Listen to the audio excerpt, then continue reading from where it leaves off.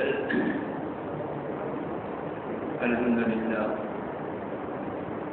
لله نحمده ونستعينه ونستغفره ونؤمن به ونتوكل عليه ونعوذ بالله من شرور أنفسنا ومن سيئات أعمالنا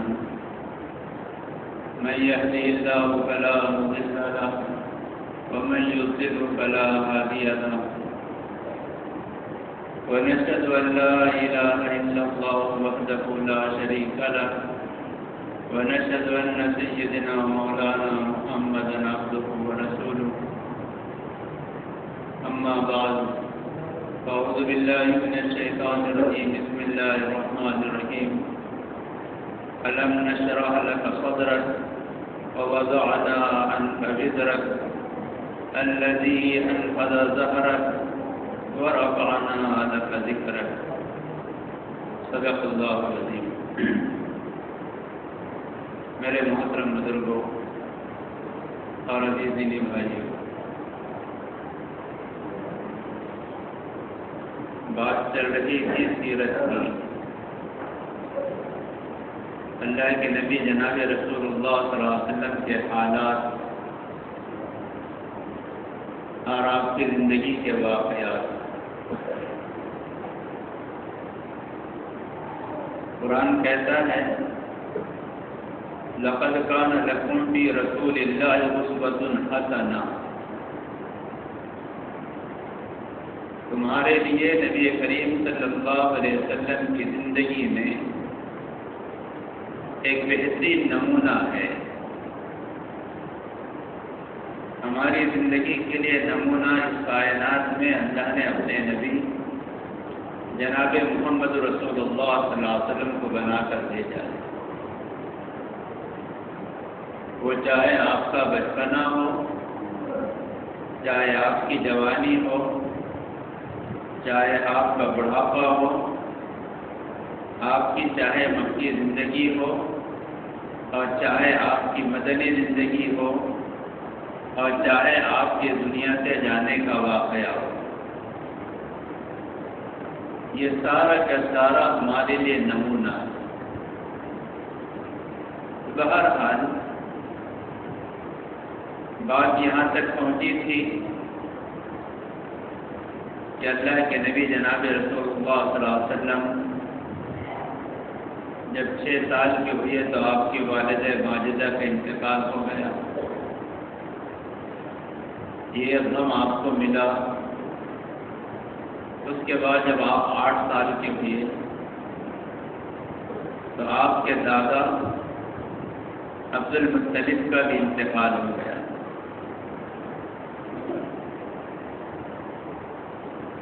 اب آپ کی حفاظت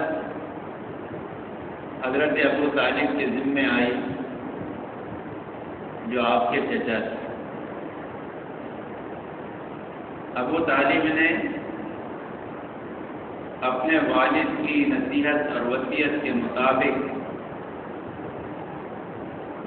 اللہ کے نبی جناب رسول اللہ صلی اللہ علیہ وسلم کی صحیح پرورش کی، صحیح تربیت کی، ہر اعتبار سے آپ کا خیال کیا اور آپ کو بچے سے زیادہ محبت اور پیار اور شفقت دیا ہے حضرت ابو طالب نے۔ اور ایک لمبی زندگی اللہ کے نبی نے حضرت ابو طالب کی سرپرستی کے اندر گزاری ہے۔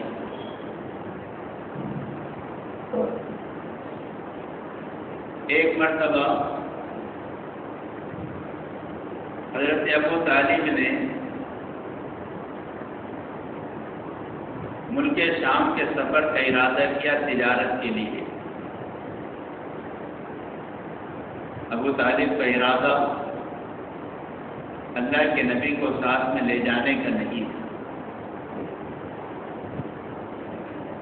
لیکن آپ اپنے چچا سے لپٹ گئے اور رونے لگے۔ ابو طالب کا دل بھر آیا اور آپ کو ابو طالب نے ساتھ میں لے کر ملک شام کا ارادہ کیا سفر کا۔ راستے میں ایک مقام پر آپ ٹھہرے،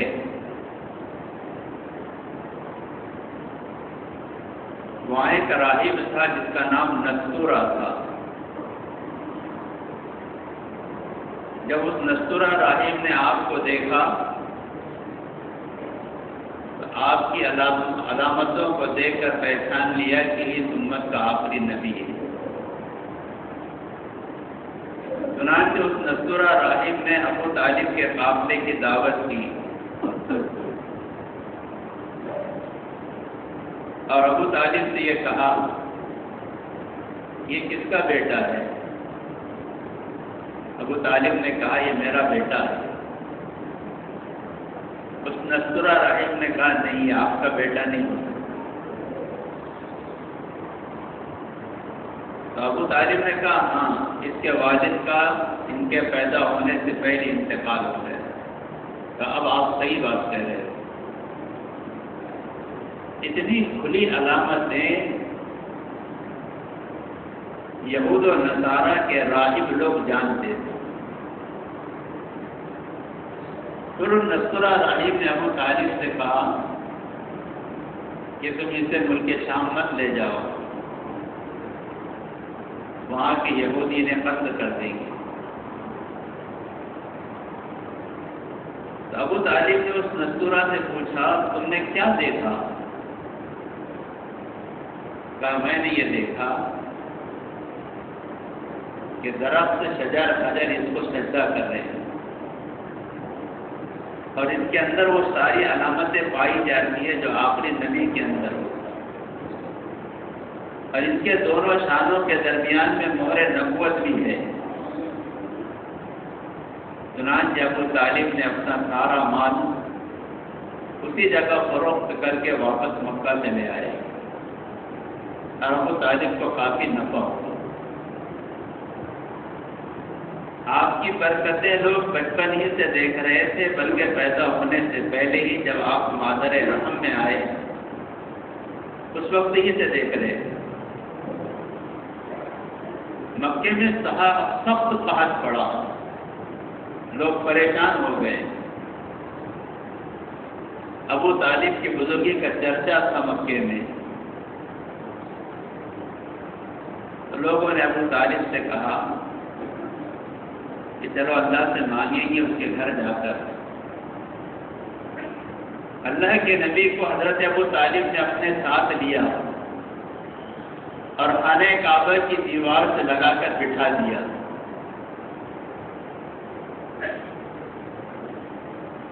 اور آپ کی برکت سے بارش اللہ سے مانگی گئی. مورخین لکھتے ہیں کہ اللہ کے نبی نے اپنی انگلی سے اشارہ کیا آسمان کی طرف، جبکہ کوئی بادل نہیں تھا. آپ نے اپنی انگلی سے آسمان کی طرف اشارہ کیا، اللہ نے ابر کو لا کے کھڑا کیا اور خوب بارش ہوئی. یہ اللہ کے نبی کی برکت اور اللہ کے نبی کے طوفیل یہ دعائیں مانگا کرتے تھے. ایک موقع آیا کہ اللہ کے نبی آپ کی عمر جوانی میں پہنچ چکی تھی، خانہ کعبہ کی عمارتیں بوسیدہ ہو گئی. اہل مکہ نے یہ سوچا کہ خانہ کعبہ کو نئے سرے سے تعمیر کریں، لیکن اللہ کے گھر پر کدالی کون چلائے؟ اللہ کے گھر کو توڑنا اتنا آسان نہیں ہے. اس لیے کہ انہوں نے دیکھ لیا تھا کہ ابرہہ جیسا عظیم لشکر لے کر آنے والا، اس نے خانہ کعبہ کو ڈھانے کا ارادہ کیا تو اللہ نے اسے تہس نہس کر دیا. اس لیے مشورے ہوتے رہے، خانہ کعبہ کو بنانا ہے، اس کی دیواریں گر رہی ہیں، لیکن توڑنے کی ہمت اس لیے نہیں ہوتی تھی کہ خانہ کعبہ کو ڈھانے کے ارادے سے آنے والے کا جو انجام ہوا وہ ان کے سامنے. لیکن اس کی نیت میں ان کی نیت میں فرق تھا. اس کی نیت تو خانہ کعبہ کو اٹھا کر اپنا جو بنایا ہوا کعبہ تھا اس کی پبلسٹی کرنا چاہتا تھا، لیکن ان کے ارادے ایسے نہیں تھے. ان کے ارادے تو یہ تھے کہ خانہ کعبہ کو نئے سرے سے تعمیر کریں، جو دیواریں پوشیدہ ہو گئی ہیں. لیکن پھر بھی ہمت کسی کی ہو نہیں. بعض مورخین لکھتے ہیں کہ خانہ کعبہ کی چھت پر ایک بڑا اژدہا تھا. اس کا ڈر اور خوف لوگوں کو خانہ کعبہ کو توڑنے سے روکتا تھا. لیکن اتفاق یہ ہوا، ایک دن آسمان سے ایک بڑا پرندہ آیا اور اس نے اس اژدہا کو اپنے پنجوں میں پکڑ کر اٹھا کر لے کر چلا گیا. ایک مصیبت تو کم ہوئی، لیکن جو دوسری چیز جو اندر دل میں کھٹکا پیدا تھا کہ کعبے کو گرانا کہ نقصان میں نہ آ جائے. لوگوں میں یہ بات بھی چرچے میں آ گئی تھی کہ جو خانہ کعبہ کی دیوار پر خدا چلائے گا وہ نیست نابود ہو جائے. یہ بات بھی لوگوں کے اندر چرچے میں. لیکن جب تعمیر بھی ضروری تھی تو ایک شخص تھا مغیرہ بن شعبہ، یہ ذرا من چلا آدمی.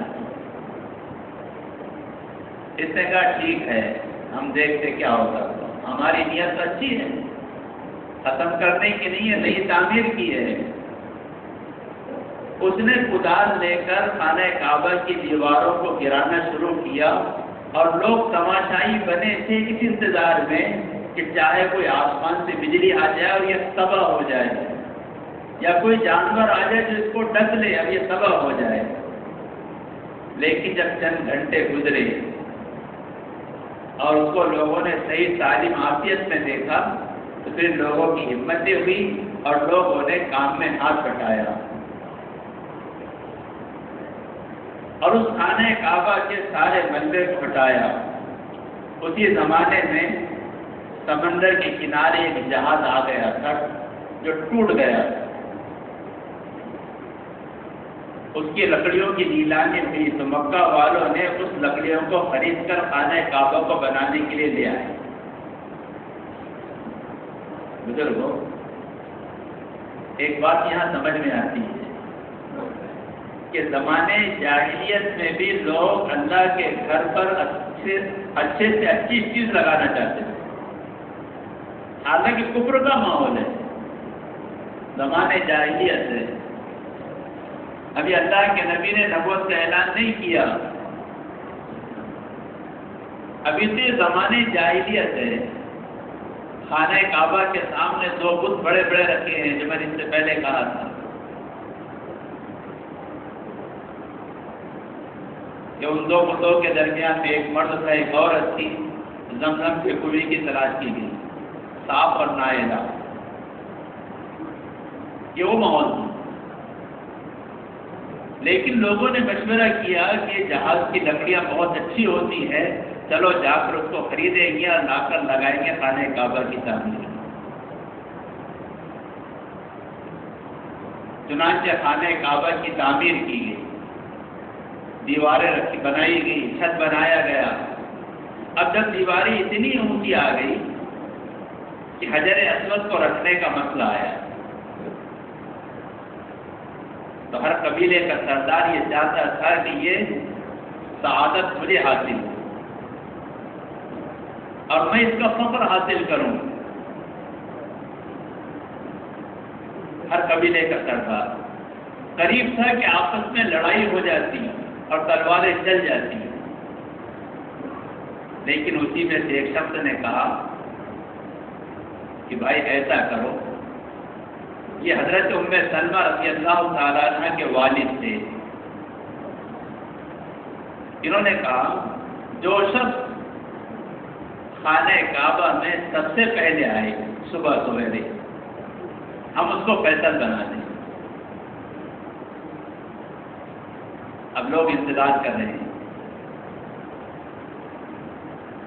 تو خانہ کعبہ میں سب سے پہلے داخل ہونے والی شخصیت وہ حضرت محمد مصطفیٰ صلی اللہ علیہ وسلم. لوگ خوش ہو گئے، یہ تو امین ہیں، یہ صادق ہیں،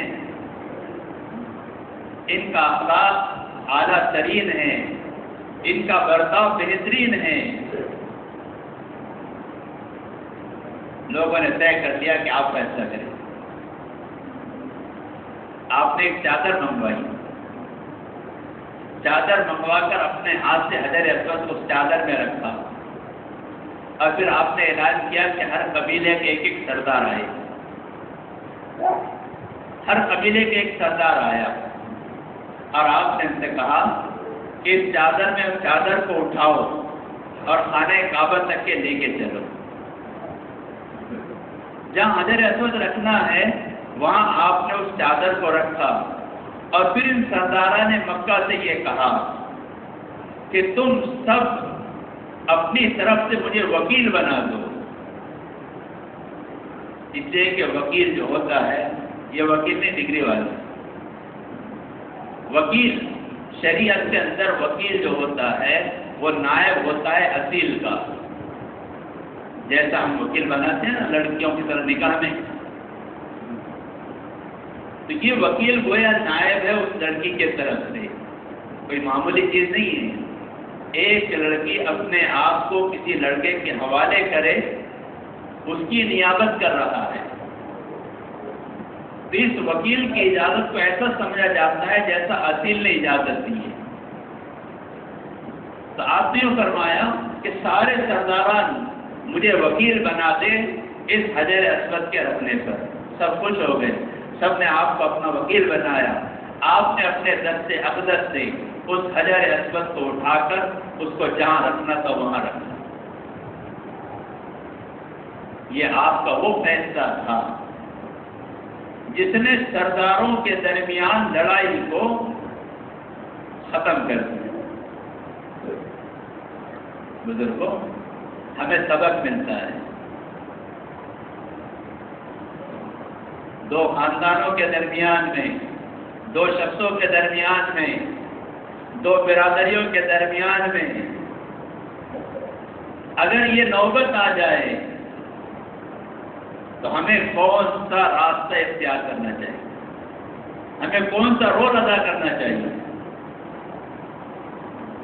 ہم ایسا راستہ، ایسی ترتیب اختیار کریں کہ ان کے درمیان جھگڑا اور فساد ختم ہو جائے. یہ اللہ کے نبی کی تعلیم ہے، یہ اللہ کے نبی کی تعلیم ہے. اسی لیے قرآن نے کہا لقد کان لکم فی رسول اللہ اسوۃ حسنہ، تمہارے لیے نبی کی زندگی میں بہترین نمونہ ہے. ہم اس سے سبق لیں، سیرت سے سبق لینا ہے. صرف سن کر کانوں کو عیش و آرام نہیں پہنچانا. ہم ان کے درمیان صلح کی کیا کوشش کر سکتے ہیں؟ اپنی ذاتی دشمنیوں کو اور اپنے ذاتی مفاد کو الگ رکھ کر اس بات کی کوشش کر لو کہ ان دو لوگوں کے درمیان میں کیسی صلح ہو جائے، چاہے وہ لڑنے والے جاہل اور غلط لوگ ہی کیوں نہ ہو.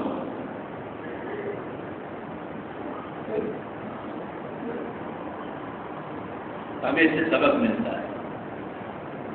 بہرحال خانہ کعبہ کی تعمیر مکمل کی، لیکن ان کے پاس اتنا روپیہ نہیں تھا کہ حتیم کو اس میں شامل کریں. جس طرح جانے والے دیکھتے ہیں، اور اب تو سبھی دیکھتے ہیں ویڈیو پر ادھر ادھر، حتیم کا حصہ الگ ہے، خانہ کعبہ الگ ہے. یہ حتیم کا حصہ بھی یہ عین خانہ کعبہ ہے. اس لیے طواف حتیم کے باہر سے کیا جاتا ہے، اندر سے نہیں کیا جاتا.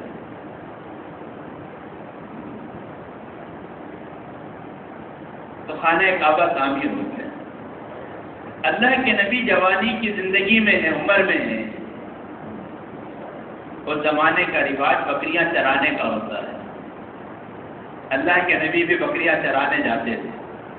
اپنے چچا ابو طالب کی بکریوں کو لے کر جنگل جاتے. آپ بکریاں چراتے تھے. اکثر نبیوں نے بکریاں چرائی. یہ اللہ کی طرف سے ایک تربیت کا نظام ہے. دین کا کام کرنے والوں کو اس سے سبق ملتا ہے. بکریاں کیوں چرائی گئی؟ سب سے زیادہ بکریاں کس نے چرائی؟ معلوم ہے کچھ؟ کون سے نبی نے چرائی؟ حضرت موسیٰ علیہ السلام نے. کس نے چرائی؟ حضرت موسیٰ علیہ السلام نے. کیوں؟ حضرت موسیٰ علیہ السلام ذرا زیادہ جلالی تھی. فَوَقَذَهُ فَقَضَى عَلَيْهِ. ایک گھسا مارا، ایک ہی غصے مر گیا. تو 10 سال حضرت موسیٰ علیہ السلام نے بکریاں چرائی. کیا مصلحت ہے بکریاں چرانے میں؟ مفسرین محدثین لکھتے ہیں کہ بکری کی ذات نازک ہوتی ہے اور بکری کی صفت لچر بنے گی. کہیے بکری لچر ہوتی ہے، ایک جگہ نہیں پیٹ بھرتی، 10 جگہ منہ مارتی، ادھر بھاگتی ادھر بھاگتی. اس سے آدمی کو غصہ آتا. اب آپ نے بکریاں چرائی نہیں تو آپ کو کیا پتا میں نے چرایا تو غصہ آتا. آدمی کے ہاتھ میں رہتی لکڑی مارنے کو کرتا تو سوچتا معلوم ہوتا ہے کہ جوڑ پہ مر جائیں گی، اس لیے برداشت کرتا. تو اپنے جذبات کو برداشت کرنے کا سبق ملتا ہے بکریاں چرانے میں. دوسری چیز، دودھ دینے والے جانور بہت سارے ہیں. بھینس بھی ہے، گائے بھی ہے، اونٹ بھی ہے. بھینس کا ٹائم مقرر ہے دودھ دینے کا. صبح دھو لو، شام میں دھو لو. دوپہر میں دیتی کیا؟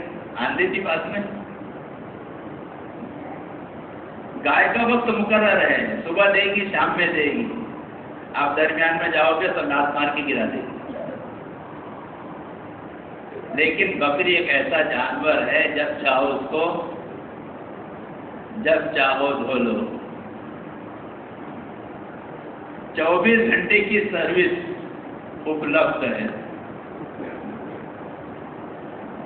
یہ سبق ملتا ہے، یہ سبق سکھایا ہے کہ دین کی محنت کرنے والوں کے پاس ٹائمنگ نہیں. 10 سے 12 تک ملاقات کا وقت، اس کے بعد نہیں. مغرب سے عشاء تک ٹائم ہے میری ملاقات کا. اگر آپ 11 بجے آ جاؤ گے تو ٹائم نہیں ملے گا. کہا نہیں، محنت کرنے والوں کا 24 گھنٹے سروس. اگر کوئی رات کے 2 بجے بھی آئے تو بھائی آ جا، میں اپنا آرام قربان کر دوں. بکری میں یہ صفت ہے، یہ صفتیں ہیں بکری میں. اب بکری کی صفت یہ بھی ہے، بھینس کو تو دودھ دینے سے پہلے کیا کرنا پڑتا ہے؟ انڈا دینا پڑتا ہے، ٹھیک دینا پڑتا ہے، چارہ دینا پڑتا ہے. گائے کو چارہ ڈالنا پڑتا ہے جب دودھ دے.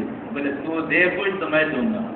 بکری اس کے سامنے چارہ ڈالیے کوئی نہیں دھوتا بکری کو. ارے میں غلط تو نہیں بول رہا ہوں؟ ہے نہیں کہ بکرے آپ لوگوں کے وہاں، ہمارے محلے میں تو بہت ہے. کہا دائی ایسا ہو اسے ملے بھی تو کام کرے، نہ ملے تب بھی کام کرے. وہ انتظار نہیں کرتا ہدیہ آئے گا، کوئی دے گا تنخواہ تو کام کروں گا، نہیں دے گا تو نہیں کرتا. یوں ہی بکریاں نہیں چرائی گئی نبیوں سے. یہ مقصود تھا کہ تربیت ہو رہی ہے. تو بہرحال اللہ کے نبی جناب رسول اللہ صلی اللہ علیہ وسلم نے بکریاں بھی چرائی ہیں، اور اکثر نبیوں نے بکریاں چرائی ہیں. اور چرانے میں یہ مصلحت تھی، تربیت مقصود. نبی کی تربیت براہ راست اللہ کرتے ہیں. اس لیے نبی کا کوئی استاد نہیں ہوتا. صرف دنیا میں ایک ذاتیں ہیں نبیوں کی جن کے بارے میں ہمارا یہ عقیدہ ہے کہ نبیوں کا کوئی استاد نہیں، نبیوں کی تربیت صرف اللہ کرتے ہیں. اس لیے نبی کو یہ حق ہے کہ میں اللہ کی طرف سے بول رہا ہوں. نبی کے علاوہ کسی کو یہ حق نہیں ہے کوئی یہ کہے میں اللہ کی طرف سے بول رہا ہوں.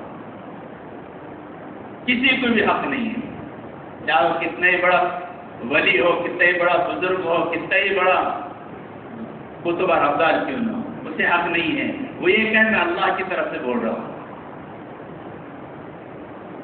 یہ تو کہہ سکتا ہے یہ قرآن اللہ کی کتاب ہے، اس قرآن سے میں بول رہا ہوں، تو اس کے لیے بھی ضروری ہے کہ وہ وہی بولے جو قرآن بول رہا ہے. کسی کو بھی اس کا حق نہیں ہے کہ وہ یہ کہے میں اللہ کی طرف سے بول رہا ہوں. بہرحال اللہ کے نبی کی عمر مبارک 25 سال کے قریب ہوئی تو آپ کے چچا ابو طالب یہ غریب تھے. اللہ کے نبی نے ابو طالب سے کہا کہ میں معاش میں آپ کا ہاتھ بڑھانا چاہتا ہوں. اس لیے آپ نے تجارت کا ارادہ کیا کہ اپنے چچا کی غربت آپ سے دیکھی نہیں گئی. اس لیے اس زمانے میں ایک مشہور بڑی نیک پاک باز ایک عورت تھی، حضرت خدیجہ، بڑی مالدار عورت تھی. تو آپ نے حضرت خدیجہ سے معاملہ کیا، معاملہ مضاربت جس کو کہتے ہیں.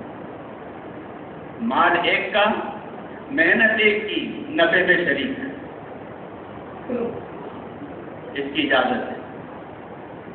قیمت طے کر لیں، نفع متعین کر لینا کہ تمہیں نفع ہو کیا نقصان. مجھے یہ 50,000 روپے دے رہا ہوں، آپ کو 5,000 روپے مہینہ دینا ہی پڑے گا، یہ ناجائز ہے. لیکن کوئی یہ کہے کہ ٹھیک ہے مال آپ کا، پیسہ آپ کا، آپ کے پیسے سے میں مال لاؤں گا، خریدوں گا، بیچوں گا، آپ کو 20% نفع دوں گا، اس کی اجازت. 30% دوں گا، 60% دوں گا، اس کی اجازت. اس کو مضاربت کہتے ہیں. اللہ کے نبی نے حضرت خدیجہ کا مال لے کر آپ روانہ ہوئے خدیجہ کے غلام حضرت میسرہ کے ساتھ. یہ پہلے آپ نے تجارت کی. راستے میں بہت ساری چیزیں حضرت میسرہ نے دیکھی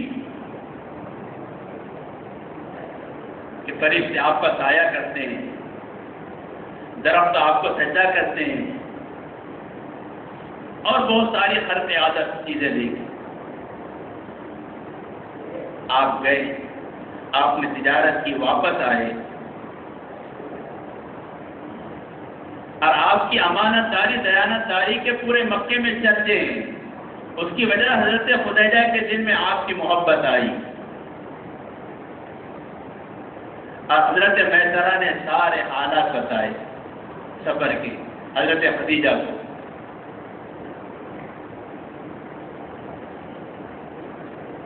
بہت سارے لوگ چاہتے تھے حضرت خدیجہ سے نکاح کرنا. عرب میں یہ بات معیوب نہیں ہے کہ عورت کے طرف سے پیام جائے مرد کو، یا مرد کے طرف سے عورت کو پیام آئے. یہ کوئی معیوب چیز نہیں ہے.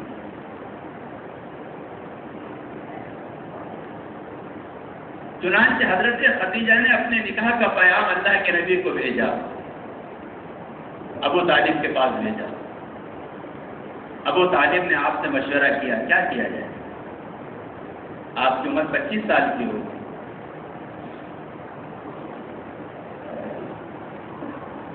حضرت خدیجہ نے آپ بھی دیکھا تھا پہلے. ایک چاند آپ کی گود میں آیا اور اس چاند کی روشنی سارے عالم میں پھیل گئی.